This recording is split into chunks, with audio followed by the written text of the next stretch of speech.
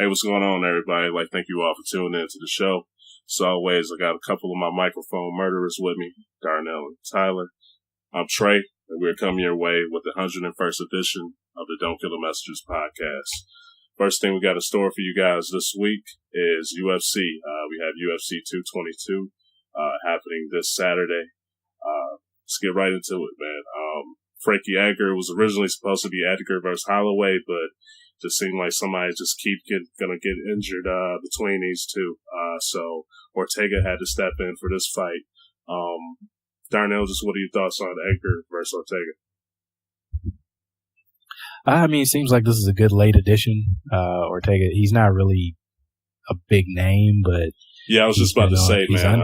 I don't know that much about the guy, but yeah, he is undefeated, right? Yeah, undefeated, and like his last few fights have all been finishes against pretty solid fighters. Like notable names in his victories, like he beat Clay Guida by stoppage. He just got a rear naked choke on Cub Swanson, Thiago Tavares. So he's beat some big names. So I mean, this is definitely still a step up in competition. Not a ton up from Swanson, but you know, Edgar is a legend. So yeah. I think this is a good matchup to see if Ortega is ready to go against the top notch of the division, since he's getting the number one contender basically. So yeah. So Edgar's a step in opponent doesn't seem to be a walk in the park for him. This is not going to be easy money. Yeah, I was just about to say, man, just based on it, like I said, I haven't seen a guy fight before, but he has some names on his resume. So if you could beat a guy like Cub Swanson, choke him out, you know, that's just letting you know that you're not somebody to be messed with. So this is going to be a good opportunity for him if he can go up against a legend like Frankie Edgar and get a win against him. His stock is definitely going to go up, and I would definitely see why he could get the fight against Max Holloway next if he was to pull that off. So this is going to be a huge opportunity for him to go out there and just prove himself and show a lot of people who he is. Yeah. Who do you have, man? I'm still going to go with the fighter I know. Edgar usually fights too smart to fall into some traps from people, even though this is a short notice kind of deal. I'm still just going to roll with Frankie here. Yeah, I'm going to pick Frankie as well, man. He's been doing his thing. Only lost recently who he's had against my boy Jose. So guy's just a beast, man. I think he's going to go out there. He's going to have the experience and be able to pull a win out there against Ortega. You think it's going to be knockout, go to distance? You got any feeling what it's going to be? If Frankie does it just like how he does, I'm assuming it's probably going to be a decision victory. He just doing the same thing, does what he does, goes in and outboxes him, and wins for 4 or 5 rounds. Yeah, for the same thing. All right. Up next, we're gonna talk about my girl Cyborg. Hope I don't butcher this lady's name. Kunitskaya. Kunitskaya.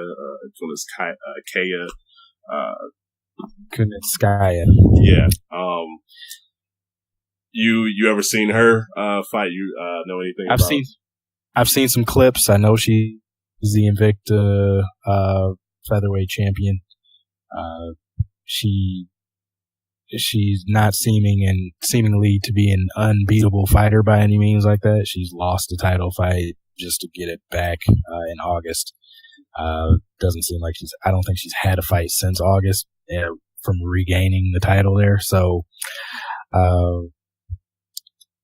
I don't have too high hopes for her stepping up. I know they're trying to promote the heck out of her since she has a belt behind her, but I mean, this is Cyborg, and this is somebody that we don't know. So I think it's going to be Cyborg by destruction as usual.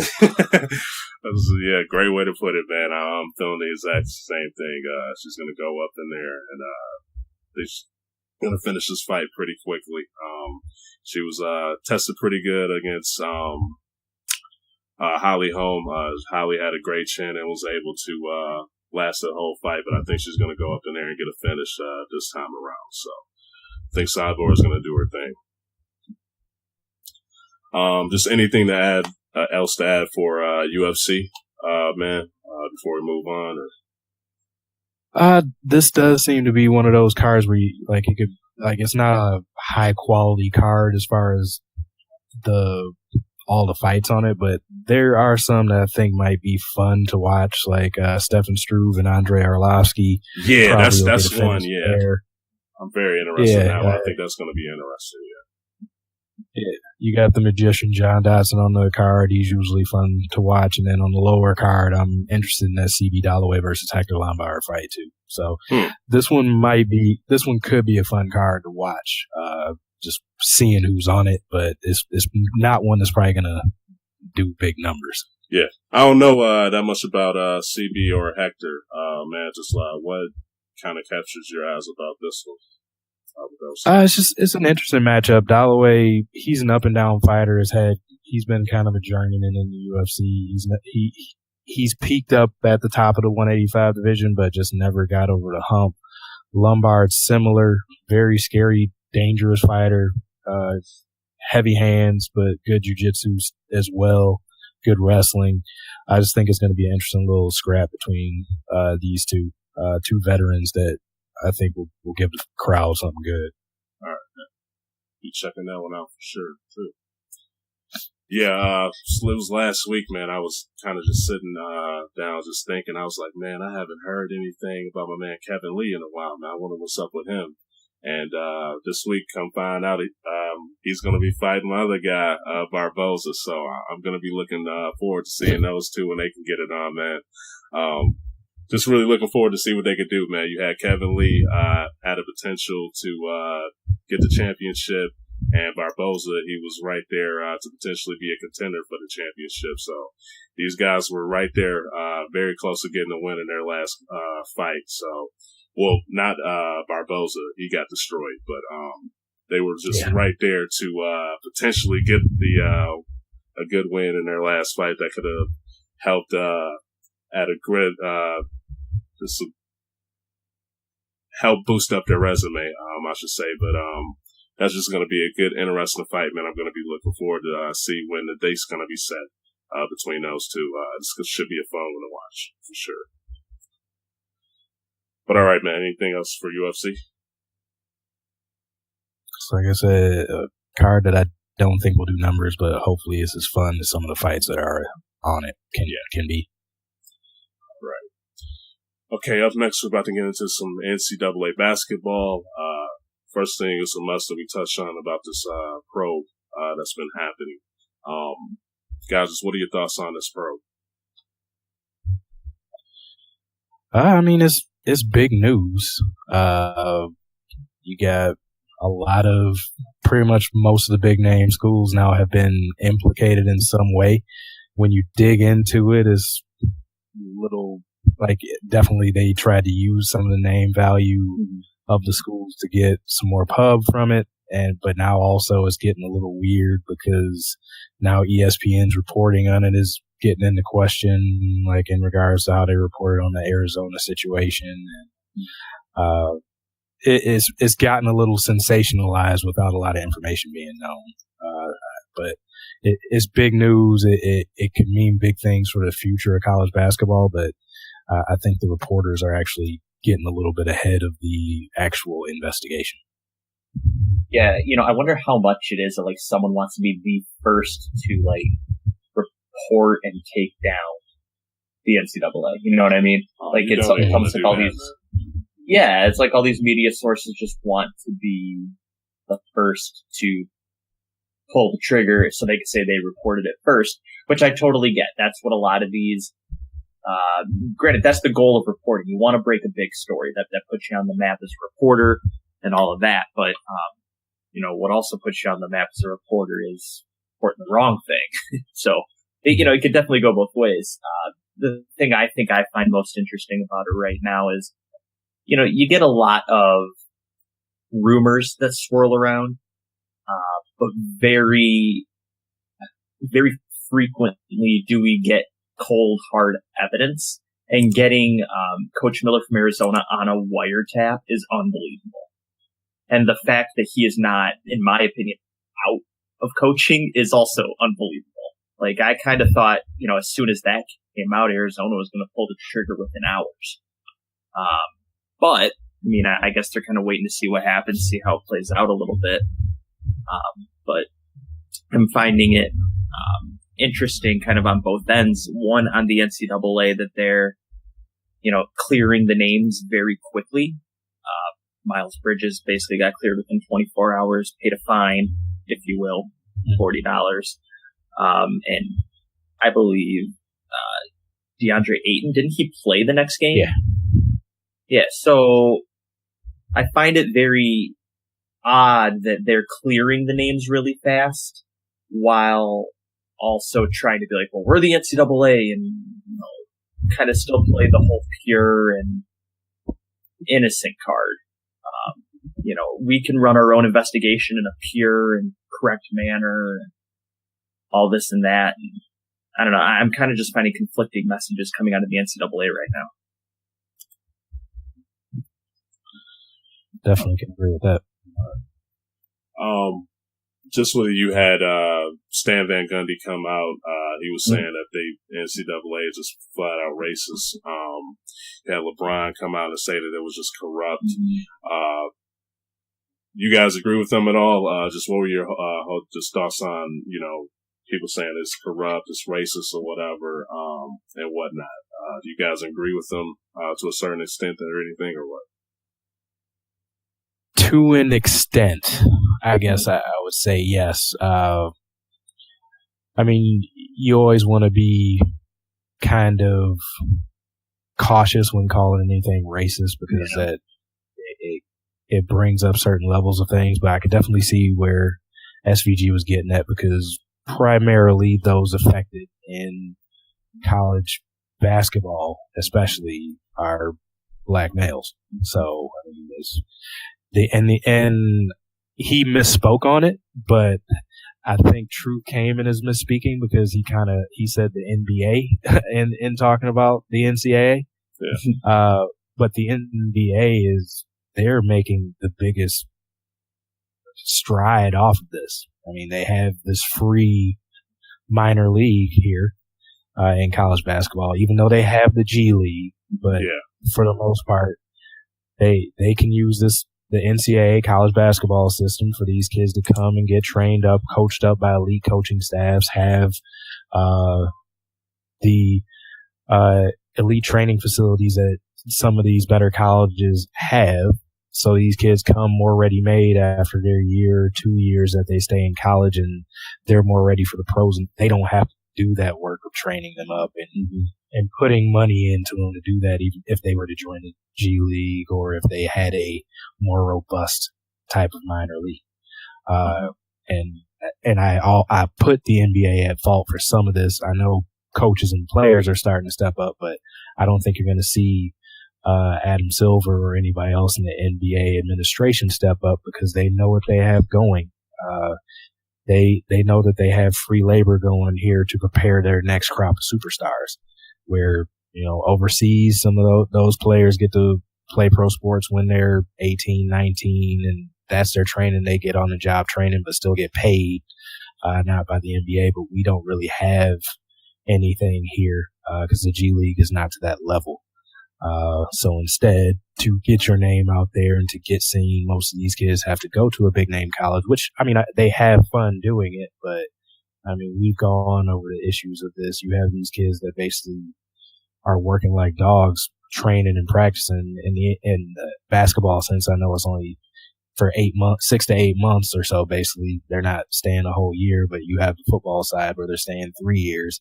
Yeah. But they're not allowed to do anything. They can't make money off their likeness. They can't sign autographs for money. They can't get a job. So this is exactly free labor that they get. Mm-hmm. So it does bring up some thoughts of, I guess you could say, indentured servitude, but I don't think they're intentionally trying to be racist. It's just the majority of the players are black. Yeah, with Darnell touching on the SVG comments, I think I'll hit more on the LeBron comment.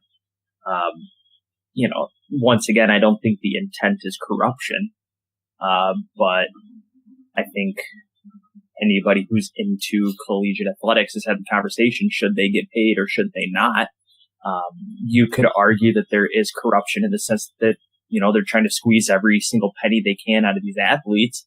And I guess in the case of Miles Bridges, his mom receives a $70 dinner, and all of a sudden we're breaking all the rules and we're up in arms, and it's the end of the world, and he needs to be suspended, and he needs to be, kicked off the team. It is a very, I used the word conflicting message earlier. It's a very hypocritical message as well. The fact that NCAA says, hey, we want to make all the money off of you while you can't really do anything to financially help yourself out. I mean, even at that point, it's, we've seen it for a long time in college athletics. A kid gets a hamburger from somebody and it's the end of the world. It's just, I think it's sad that there's no leeway on the side of the NCAA. I think there has to be some sort of a compromising ground that both sides can stand on and feel comfortable.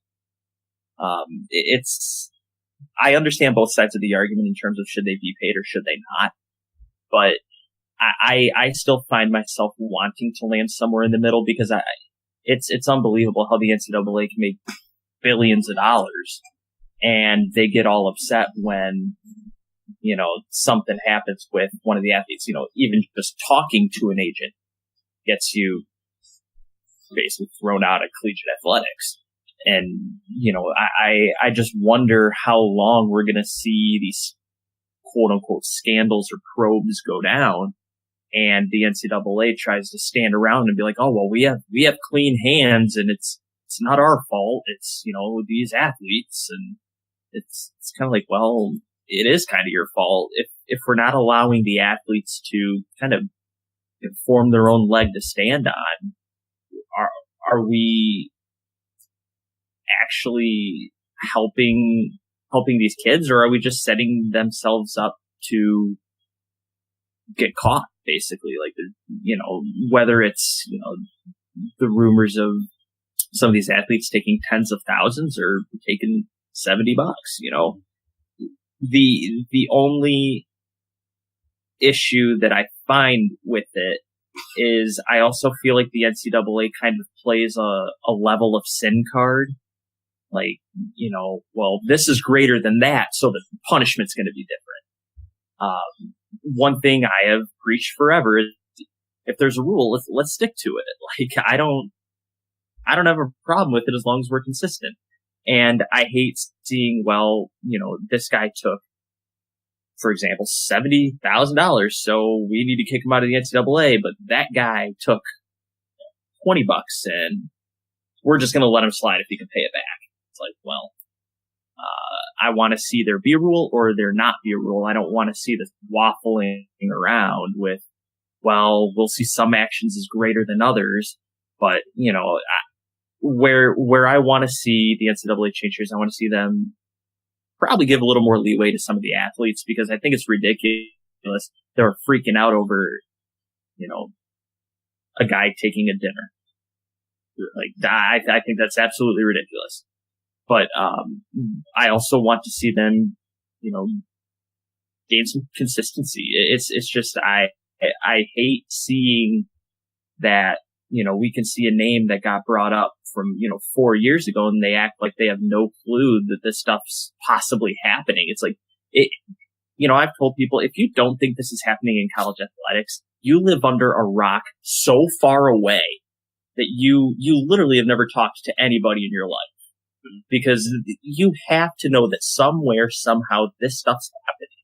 And I think for the NCAA to act like it's an innocent commodity to it is just absolutely ridiculous. Just quick question for you guys, not to go that much off of the topic of basketball, but you had this come out, had a whole situation with Louisville. So pros have been focusing a lot on the basketball part of the NCAA. Are you guys kind of shocked that there hasn't been a lot more focus on like football and such, or what? not shocked. It just seems to be basketball might be a little dirtier in that sense, just because there's not as many players. And I mean, it's just the fact of the matter is a really talented basketball player can change a team for the better vastly. Yeah. You get one of those lottery pick type players and you can go from a middling or bottom team in your conference to a tournament team with aspirations. Yeah. So I just think the market for doing some of these type of things runs a little more rampant in basketball, and it's probably easier to find just because there's less players to try to sort it out with. Yeah, where I'll completely agree with that comment is in the one and done era, it makes it so much more important to land that player. We're seeing, I mean, let's be honest, DeAndre Ayton, they were calling a once in a decade type player. And Arizona gets him, and now there's scandal. We're looking at some of these guys that have gone to Duke, scandal. These big name guys don't get to some of these programs necessarily because they want to be there. A lot of them go there because of what they're getting offered. And I'm not going to sit around and say that that's right. I'm not going to sit around and say that's wrong. But what I am going to sit around and say it's the truth. I mean, I think a great example is the Fab Five. They all ended up taking some stuff. Yeah. Did they all want to go play at the University of Michigan? I would probably say I doubt it. But they all ended up being one of the better college basketball teams probably ever. But there were benefits involved. And you look at some of the, I'll even throw it into football a little bit. When SMU was killing it in the 80s, yeah. Benefits. Did those players all want to play at SMU? Probably not, but they were really good and they knew the benefits were great. So I think a lot of it just has to do with the fact that right now in basketball, the one and done being so great, it just puts that much pressure to land the best player. Yeah. And just bottom line, you got some of these kids that come from not great areas. They may be part of a single parent household, and they see themselves as a partial breadwinner because mom or dad may not be there, and their chance to at least take care of their family while they're gone and trying to work on getting that dream and getting to the next level is, hey, this agent or this AAU coach or whoever says they'll front me a couple $20,000 for my family to do something while I'm playing for this year. And that could be the most money they've seen at one time ever in their life. So it's kind of hard for some of those kids to turn it down. Oh, absolutely, yeah. I mean, when you're 18 years old and someone wants to hand you that kind of money, I mean, are you really going to sit around and say, no, especially when whoever's giving you the money is probably saying it's 1 year, we'll hide it, you'll be in the NBA, you don't have to worry about it ever again. Because once you're out, you're out. Yep. All right, guys, now we're about to touch on the Big Ten tournament. I think that started tonight, right? Mm-hmm. Yep. Yeah, just guys, just what are your thoughts on this tournament? Pretty excited for it or what? I think it's kind of tough to not get excited at this time when the tournaments are getting ready to start up. It all starts with conference tournaments. Teams are still playing to get in, which I think is the great thing about it. The season doesn't end when your regular season ends. I think the Big Ten actually showed a lot of depth this year. I think some surprising teams really rose up in the Big Ten. I think most notably you could look at Nebraska. I think both teams had very exceptional Big Ten regular seasons. Both teams pulled off some really good wins. I think Penn State, if they can get into the tournament, I think if they they have a good shot. I think they need to win a game or two here in the Big Ten tournament, but they can be a very scary team when it comes to the big tournament if they get in. But in terms of the Big Ten tournament, I still think you're looking at the really top 4 or 5 teams. I don't really see any other team taking it in. Michigan State, I think, is obviously the front runner. Strong season. I'd probably put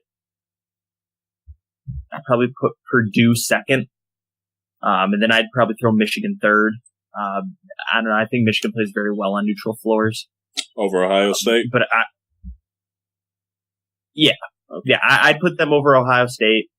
I think Michigan's ability to shoot the three gives them a good nudge. The way they looked against Ohio State, even the first time, Michigan just blew a 20-point lead the first time they played Ohio State. They kind of beat themselves up in the second half and just didn't close the game away. And then when Michigan played them at home, they handled them fairly well. So I would still pick Michigan State to win the Big Ten tournament. If Michigan gets to play Michigan State, I think that would be the game of the tournament, unless we get a Purdue Michigan or Purdue Michigan State final. Then I think that would be the game of the tournament. Obviously, as a final, that would be what you want. But I think Michigan State could be the game of the tournament as long as they play each other. Yeah. I mean, just to piggyback off of it, yeah, definitely excited for this, the precursor for the big dance. So, you know, this is that appetizer before that steak dinner. So yeah, definitely looking forward to this. And Big Ten as a whole kind of had a down year this year, but the top of the conference, I think, scares anybody. From those top five teams, I would agree with Ty, from Michigan State, Ohio State, Purdue, Nebraska, Michigan. I don't think anybody really wants to play them late in March, and these Big Ten teams probably don't want to be playing each other right now because as down as the conference has been, it's still been that slugfest that the Big Ten usually is. Like, no game is a given, pretty much. So I'm excited for it just because I don't feel like the winner is like a no-brainer here, just because these teams have played each other. They're not scared of each other, and they're all going to swing for the fences against each other. So, it should be a good turn. Yeah, I was just about to ask you, man, your squad, they're the favorite. A lot of people's eyes to win it. Let's say, like, you worried at all that they could lose it, or you think it'll be a breeze for them? But, yeah, you kind of touched on it. Oh, no, it's definitely not a breeze. And especially just, I mean, it would be stupid not to mention it, but I mean, just with all the stuff going on, just with the Outside the Lines article from a month and a half ago, that stuff is still around. And then, of course, with the Bridges stuff, even though it seems to have been blown a little bit out of proportions. So it was basically one of the lowest amounts taken out of the players they named, but, you know, it put them out there. And I honestly think it affected Bridges in the Wisconsin game. He had 2 points up until the last 5 minutes of the game. So, and he just didn't look like himself. So definitely want to see if over the next couple of days he pulls himself together. So by Friday when they play, their first opponent, is his head in it and is the team back to playing together. So yeah, it's definitely there's things to question about this Michigan State team.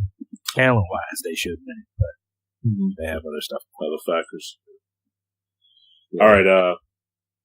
Let's say if you guys could pick a team that's going to win it, would you guys, both of y'all agree Michigan State or? Yeah, that's what pick. So, yeah. Realistically, Michigan State. You ain't going to roll with Michigan, man? Well, I mean, obviously I'm going to roll with them. They won it last year, but you know, I'm not going to sit here and say Michigan's the best team in the conference because they're not. I'm not going to sit here and lie to myself. Is basically what I'm going to say. So I will pick Michigan State for the record. For my heart, I'll go with the blue. Just real quick, guys. There's been just like prior to the tournaments and everything. Has there been any team that kind of caught your guys' eye during the end of the stretch for the season? For the Big Ten? Or for just overall in general, just all of NCAA basketball. You know, like you had Miami, they got the upset last night. Yeah, on a crazy half-court buzzer beater. Yeah. That was a heck of a game. But I think one team that's kind of catching my eye right now for a bad reason is Oklahoma. Trae Young was carrying that team all year. and they're starting to go the opposite direction. Which is not the direction you want to be going. I think he's actually starting to really close in the gap on Player of the Year. I mean, I would still venture to say he's probably the favorite, but I think it's as close as it's been all season for him. But I mean, I think Michigan State's showing a lot of resilience right now. They're winning close games, but they're winning. I was texting Darnell on Sunday after their close one against Wisconsin, and I told him, I'm like, winning close ones is good and it's bad. It's bad because it doesn't look great that you're letting lesser teams hang around, but it's good that you're still winning them.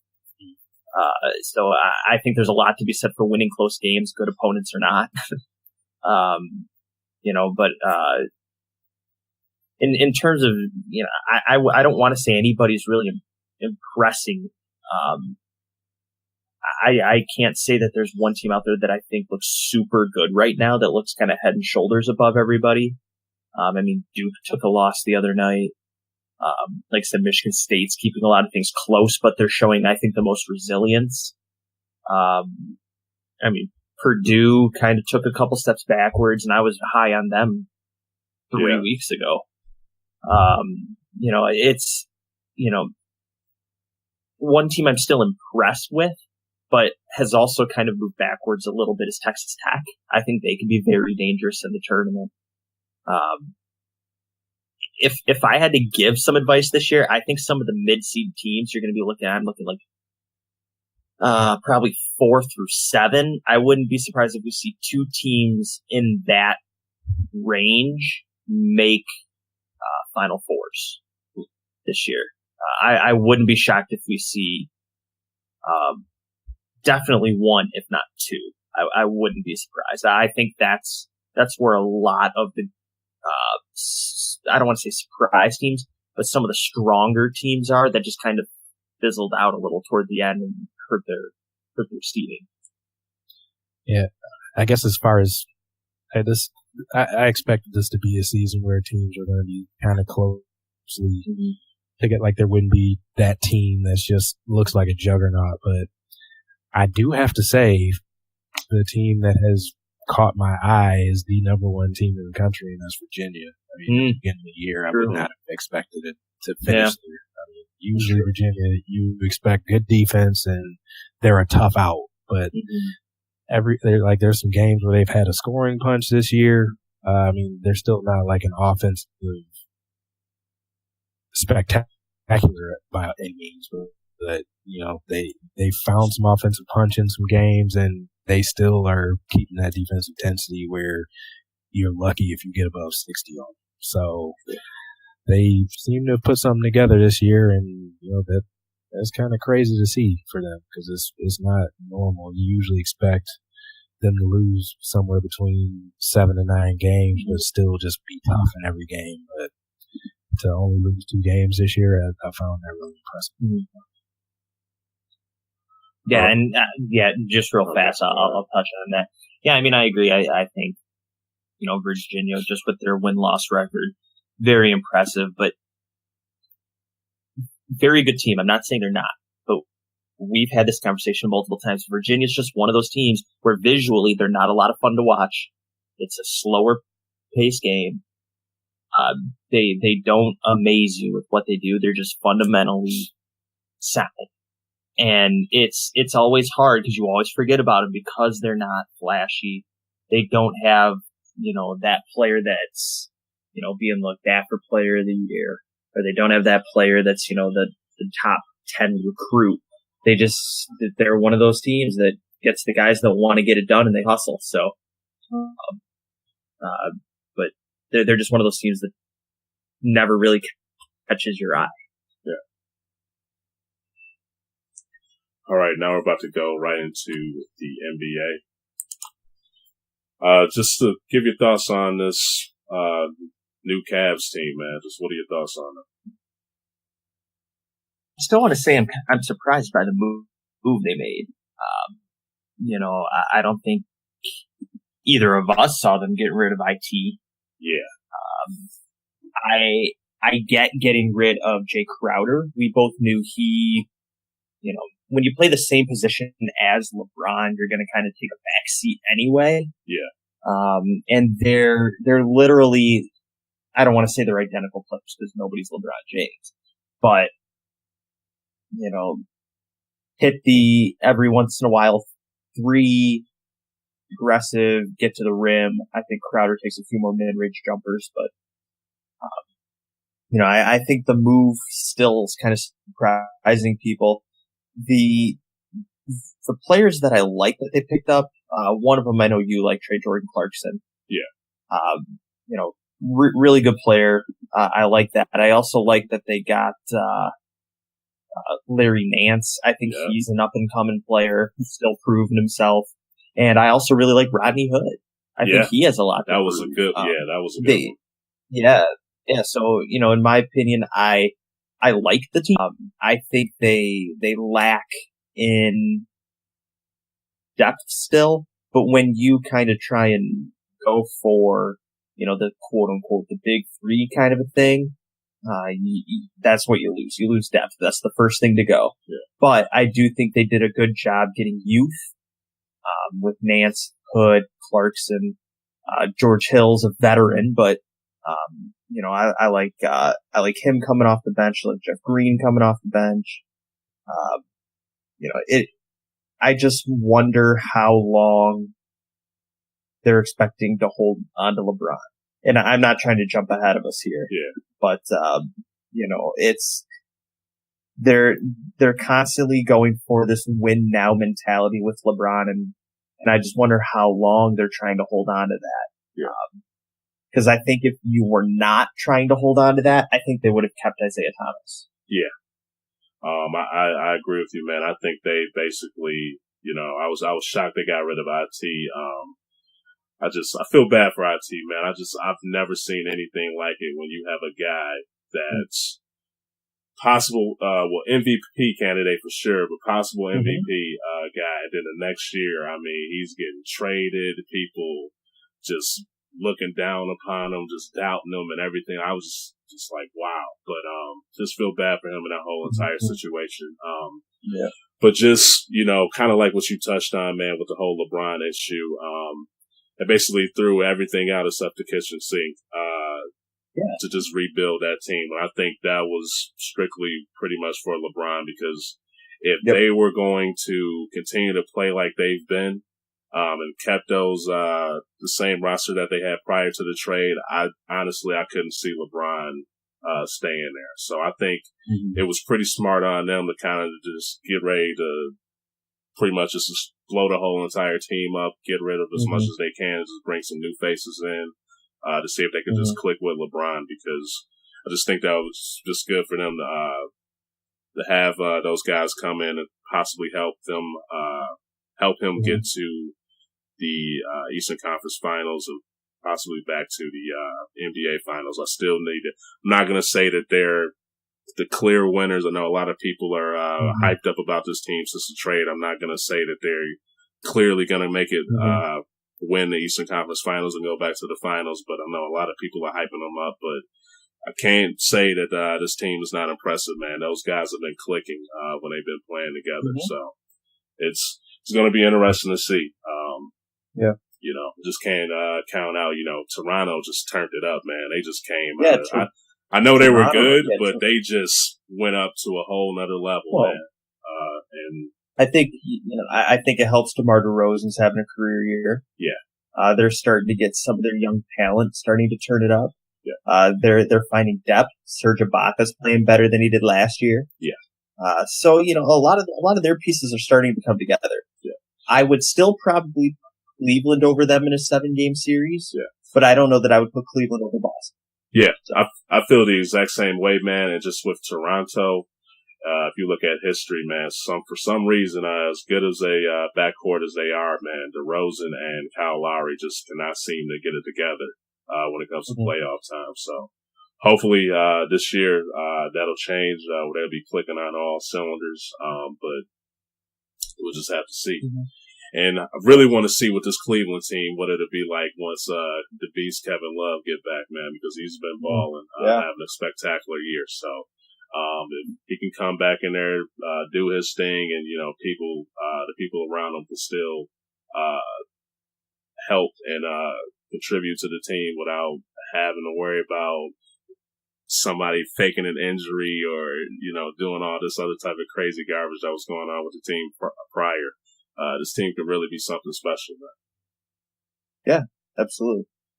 Now, do you think this team, right now as it is, do you think LeBron would really consider staying back in Cleveland, just with this team, how they're looking right now? I will always give Cleveland, each time we talk about LeBron leaving, a 50% chance of keeping it. Yeah. I think he came back for a reason from Miami. He has won a title with Cleveland. So I think there's a lot of good reasons for him to not have to go anywhere ever again. Yeah. So I will always give Cleveland 50% chance of keeping him. Yeah. There's a 50% chance he could leave too. I will always probably err on the side of him staying. I think that who he brings in, it's one of those quote unquote LeBron gets the boys. Yeah. He gets the band together. You know what I mean? Yeah. So it's the idea that LeBron has there who he wants there. And if he has that kind of a control, I don't see any reason for him to go. But, I think there's always going to be the idea that, no matter how old LeBron is, people will want to play with him. Exactly. Yeah. So he can always get people to come to Cleveland. Yeah. You basically just touched on it, man. With his skill, him just being an unselfish, player, he can just make people around him better. He's not, 26-year-old LeBron, he's gotten older, but the dude can still go out there and just ball out. So, he's just having a spectacular season right now. So, whether they fall short, potentially in the Eastern Conference, finals, or even if they make it to the finals and lose, we'll just see. Just the fact that they have LeBron James and this guy can rub some shoulders with some guys and say, hey, man, you're a free agent, you're a beast. Hey, why don't you come give Cleveland a try, man, and see what we can do together and get some rings. So guys, they don't call him the king for a reason, man. So he can go out there, he can make some money moves and some boss moves. So well, and I also look at Cleveland and say, okay, you get rid of IT, great trade piece. You get Clarkson and Nance. Perfect.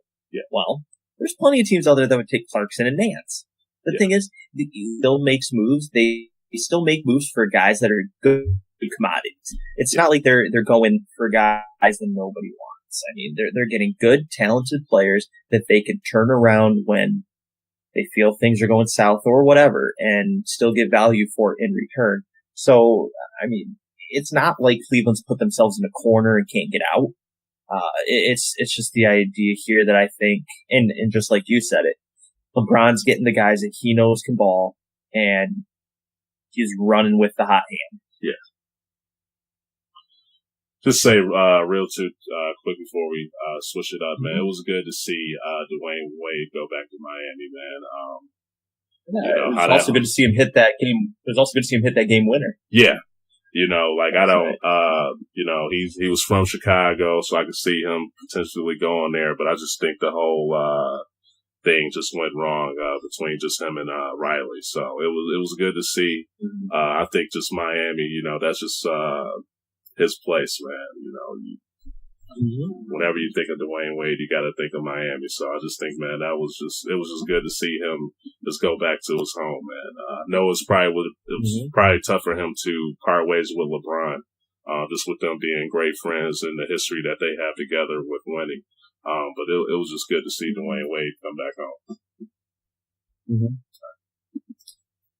Now, man, there was some talks about possibly changing the format for the NBA playoffs, where instead of just being Eastern Conference and the Western Conference, it'll just be they would have the seeded with just the overall best records for the top 8 in each conference together. So a 1 through 16 format. What are your thoughts on that, man? Would you like that? You think they should keep it the same or what? Yeah, you know, I'm totally cool right now with the East-West thing. Mainly because it's what we've had, and if you don't change it, I don't think anybody's going to really complain. Yeah. But if they did decide to move it to a 1 to 16, just best teams, I think it'd be, you know, in reality, I think it'd be more exciting because you're legitimately getting the 16 best teams. Yeah. You're not going to get an 8 seed in the West that's 15 games under 500. Yeah. You know, you're going to get 16 teams with winning records. Now, granted, the 16th team might be close to 500. You're going to get most of your 16 teams of winning records. You're going to get a lot of Western Conference teams. But if that's the shake, that's the shake. You know, if we want the best teams in the playoffs, let's get them in. I'm totally okay with that. I would have no, I'd have no bad feelings about it. Yeah, I'd have zero problem. Yeah. I'd have zero problem with it. So, if that's something they want to move to, I'd be in full support. Yeah. Just for me, man, I would like to see the 1 through 16, just from a competition standpoint. Just, you know, if you look at the history of the East, some of those teams in the East, man, kind of had to breeze just through how awful some of the teams would be. So to kind of just have those guys higher up and just get them out the way with, real quick. And then, you know, once that's done, you could really have, the real talented teams competing against each other. That would just be fantastic to see. But part of me, you know, just watching basketball, ever since I was a kid, man, just the tradition of the best in the, West going against the best in the East. That just, you know, always gotta be a fan of tradition too. So, I could see kind of either way how people can like it or dislike it or whatever. But me, I would lean towards the 1 through 16 better. I just think that just want to see best against the best. Don't really want to just get the awful teams out the way with real quick. You won't have to worry about them going to the next round possibly or whatnot, and just go with the basketball. You know, if you're the best, you can show about winning that championship. So no matter what. All right. Now, just kind of close it out, man. Just thoughts on Kawhi Leonard coming back.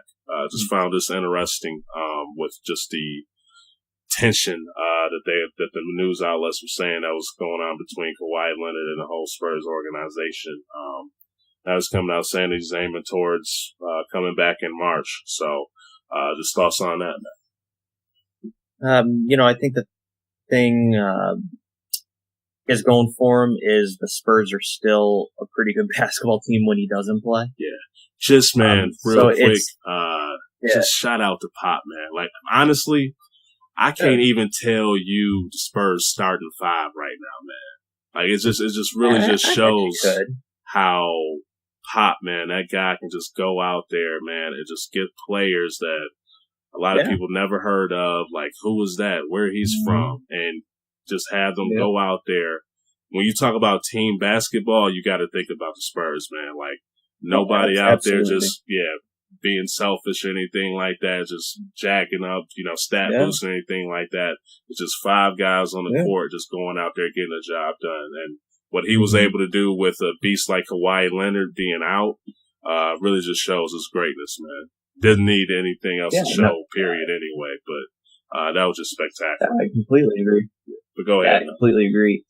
Yeah, you know, I was basically getting to that point, you know, 5 guys is all you need, you know, with Greg Popovich, 5 talented guys. Yeah. And he'll figure it out. You know, it helps that the Spurs are currently the 4th seed in the West. Yeah. So it's not like Kawhi has to rush back, which he hasn't. Yeah. And it's not. I was about like, to say, do you think possibly, like I know like chemistry is a big thing, but do you think they should have just to make sure that if because he could possibly not be 100% right now. Do you think they should have waited till possibly the playoffs start, or to bring him back? I mean, the thing is if he says he's good to go, you have to take that for what it's worth. If a doctor says he's good to go, you have to take it for what it's worth. And if he wants to get back out there, unless he's saying no, I don't see why you hold him out long. Now granted, if the Spurs were at the bottom of the Western Conference, I'd say, yeah, hold him out. Why? Like, there's no point in playing him. Yeah. But, you're fourth in the West. You could still very easily hit third.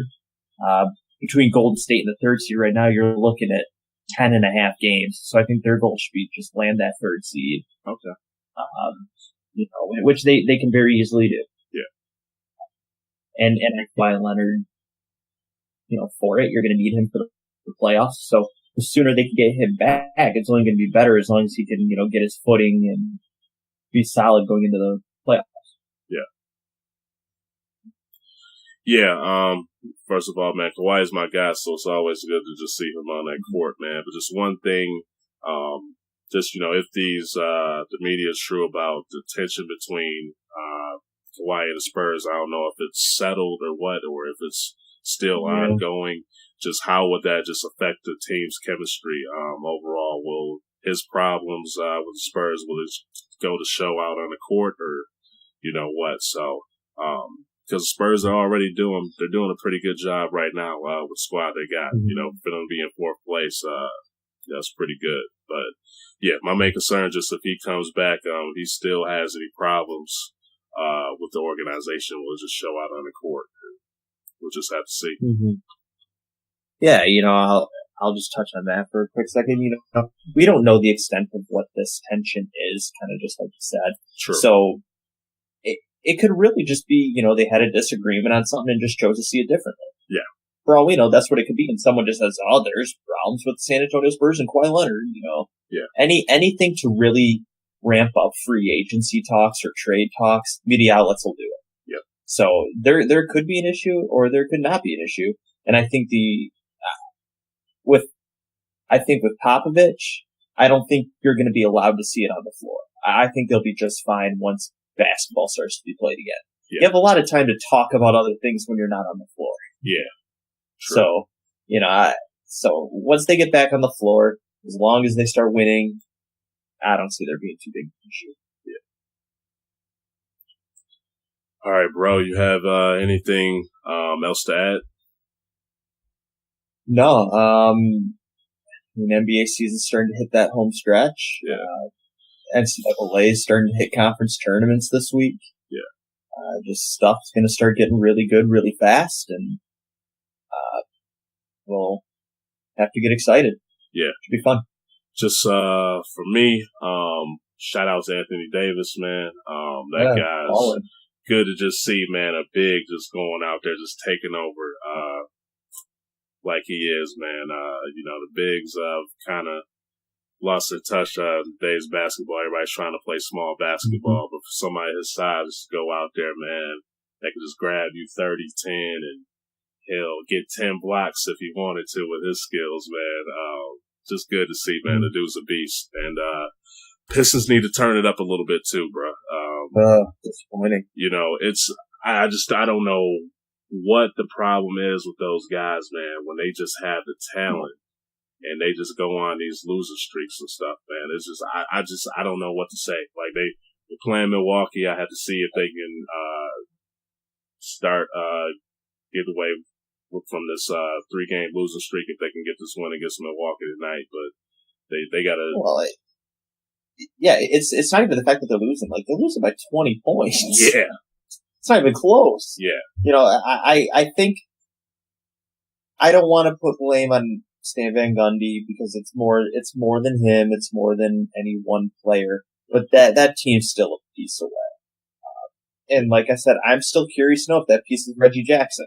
Yeah, he's they were great until he went down. They were like the doing good. third or fourth team in the East until he went down, and then he goes down. And the team goes downhill. I just wonder if he's what the team needs. I don't know. I'm not saying I have an answer or that Reggie Jackson's the answer. But I still want to see what this team looks like at full strength. So yeah. I'm a fan of Reggie Jackson. So, I think when he gets back, he could definitely help that team and get them in the right direction. Yeah. They were rumors going around of possibly getting rid of him. And, if he can come back and then get this team to click, I think he could shut that down. So, this is a team right there, man. You're talking about, Boston and Toronto, but this could be a scary team, if guys just start to get on the same page and just start to clicking, man. You have Reggie Jackson, he can get up some good numbers. And then if you just have Blake Griffin and freaking Andre Drummond, those guys just in the paint, man. I mean, those guys can wreak havoc. So, absolutely. Yeah, these guys just gotta get their heads together, man, and just start playing as a team. Yeah, absolutely. Couldn't agree more. Anything else, man? No, that should be it. Another solid week. Yeah. All right, y'all. Like I said, I appreciate y'all for tuning in to the show. You can check out this podcast on iTunes, Stitcher, YouTube, SoundCloud. Just hit us up in that search engine. We should be able to pop up. Also, feel free to check us out on Twitter at DKM_cast. We'll catch y'all on the next episode. Peace.